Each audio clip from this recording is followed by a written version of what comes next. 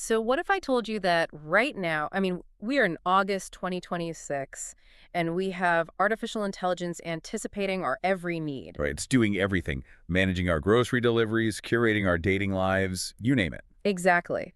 And with all of that, what if your single most lucrative, most vital life skill is actually just knowing how to look someone in the eye without flinching? It sounds totally counterintuitive, but it is spot on. Welcome to today's deep dive. Our mission today is to unpack a really fascinating source document. It's titled Face-to-Face Skills in an App-Dominated World. And it makes such a compelling case, doesn't it? It really does. It argues that raw, unedited, face-to-face communication is rapidly becoming our most valuable and, frankly, most endangered skill. Yeah, because, we all love the speed of our digital ecosystem. Oh, absolutely. The convenience is incredible. It is. But the core premise we're exploring today is that there is a stark dividing line between just delivering information and actually forging an emotional connection. And reading through the source material, a really specific image just kept coming to my mind to explain this gap. Oh, yeah. How was it? Well, communicating solely through apps is essentially like reading the menu instead of eating the meal. Oh, I love that analogy. Right, because you get all the structural information, the ingredients, the price, the description of the dish. But you completely miss the actual sensory experience of tasting it. Exactly. The menu gives you the data, but the meal gives you the reality. And if we look at what gets lost in translation when we, prioritize that menu over the meal, it really comes down to a massive deficit of context. Nonverbal signals, right. Precisely. The source breaks down the specific nonverbal cues that just evaporate in text-based communication. Like what, specifically? Well, we lose facial expressions, eye contact, the subtle shifts in the cadence of a voice. Hand gestures, posture, all of that. Yeah, and most importantly, we lose the pauses and those immediate involuntary emotional reactions. Which is huge because those pauses can change the entire meaning of a sentence. They completely alter the context. Like in a messaging app, a pause is literally just waiting for those little typing bubbles to bounce on the screen. Right, and you have absolutely no idea what the other person is physically doing while those bubbles are bouncing. The document actually illustrates this perfectly with the phrase, "I'm fine." Oh, that's such a classic example. It is, because on a screen, "I'm fine" is just two emotionally flat words. But in person, those two words act as an entire diagnostic tool. Yeah, the tone and the physical posture dictate the actual reality of the statement. Exactly. If someone has a relaxed posture and a slight smile, "I'm fine," means, I am actually okay, don't worry about it. But if there's a slight drop in pitch, they're looking at the floor, maybe their arms are crossed. That translates to, "I am deeply upset, and you are expected to understand why without me explicitly saying it." Right, so texting essentially forces us to guess the intent, whereas the face-to-face interaction just gives us the answer key. And we process that answer key through highly evolved neurological pathways.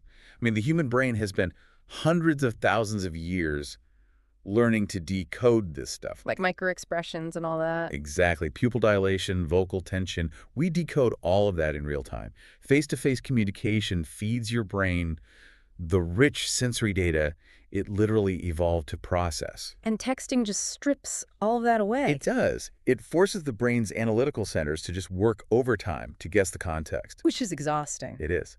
And this constant guessing game, combined with our heavy reliance on screens, leads to what the source identifies as a measurable decline in everyday conversational skills. Because we're so used to asynchronous communication, Right. Spontaneous, real-time dialogue is literally starting to trigger genuine discomfort for people. Which leads to what I think is the most fascinating part of the text. We fall into this editing trap. Oh, the editing trap is so real. It highlights how accustomed we've become to having complete editorial control over our digital personas. We curate everything. We do. We type a message, we delete half of it, maybe change a word to sound wittier, throw in an emoji to soften a boundary. We fully curate the interaction before we ever even hit send. But real life doesn't have a backspace key. No, it certainly doesn't. It requires immediate, unvarnished responses.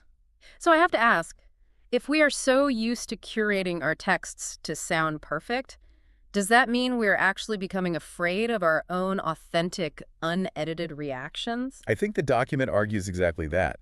That jarring sensation of real-time interaction happens because the safety net of curation is just gone. You can't filter a real-time facial expression of disappointment. Or surprise. When you control the medium, you control the message, which feels very safe. Right. But in a raw physical environment, you are forced into vulnerability. And that fear of the unedited moment really peaks when we are in situations where we can't hide behind a screen. Like high-stakes social events. Exactly. The document actually zeroes in on weddings as the ultimate testing ground for this modern anxiety. Weddings are the perfect microcosm for this because they mandate physical presence. Right. You have to actually be there. Though the text does acknowledge that our digital tools play a really vital role leading up to the event. Oh, for sure. Like platforms like Weddizer and similar apps. Yeah, they are incredibly efficient for organizing logistics, managing the guest list, keeping the community updated.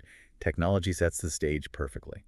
But the critical distinction the document makes is that the actual memories, the emotional core of the celebration, happen completely offline. You cannot RSVP your way into a meaningful memory. No, you really can't. But let me play devil's advocate for the listener for a second here. Okay, go for it. Let's be honest about the reality of attending these events. You are standing by the buffet at table 9. Oh, the dreaded table 9. Right. You don't know the bride's cousins. You don't know the college friends. The intimidation factor is massive. It really is. So isn't it just safer and infinitely easier to retreat into the digital bubble? Just hide on your phone? Exactly. Why not just discreetly scroll through the wedding hashtag, like a few photos, and just avoid the brutal awkwardness of small talk with strangers entirely? Why force it? I get that instinct. I really do. But the source counters that by pointing out that avoiding the awkwardness inherently means avoiding the joy. Oh, that's a good point. If you are sitting at table 9 scrolling through a hashtag, you are reducing yourself to a spectator. You're consuming the event as content rather than actually participating in a shared human ritual. Precisely. The meaning of the event isn't derived from the aesthetics, the flowers or the lighting. Right. It's derived from the friction of interacting with relatives, meeting new people, and physically participating in the traditions. Because sharing laughter in real time is what actually bonds a community. Exactly. If you skip the interaction to stay comfortable, you skip the meaning entirely. Okay, so to help bridge that gap, the text actually provides a remarkably low-stakes script for breaking the ice when that intimidation feels overwhelming. Yes, and it's so practical. It suggests simply walking up and saying, "Hi, I'm Sarah. How do you know the couple?" It seems deceptively basic. Right? Very basic. But why does it work so well? Its brilliance lies in its low cognitive load. You aren't asking the stranger to be instantly entertaining or, solve some complex problem. You're just asking for a shared, guaranteed point of reference. Right, because everyone at that event has some connection to the couple. Psychologically, it offers the other person a completely frictionless entry point into a conversation. And from there, the mechanism to keep that dialogue flowing relies entirely on demonstrating genuine interest. Which the source makes a very sharp distinction about. It differentiates between actually conversing and just waiting for your turn to speak. Oh, that is such an important distinction. We all know people who just wait to speak. Definitely.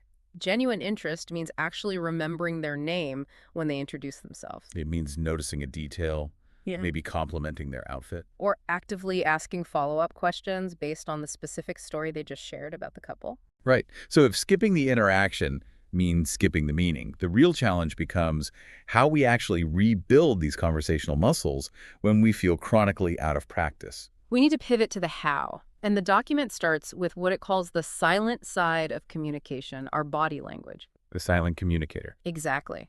Before a single word is even spoken, your physical posture is broadcasting your level of investment to the other person's nervous system.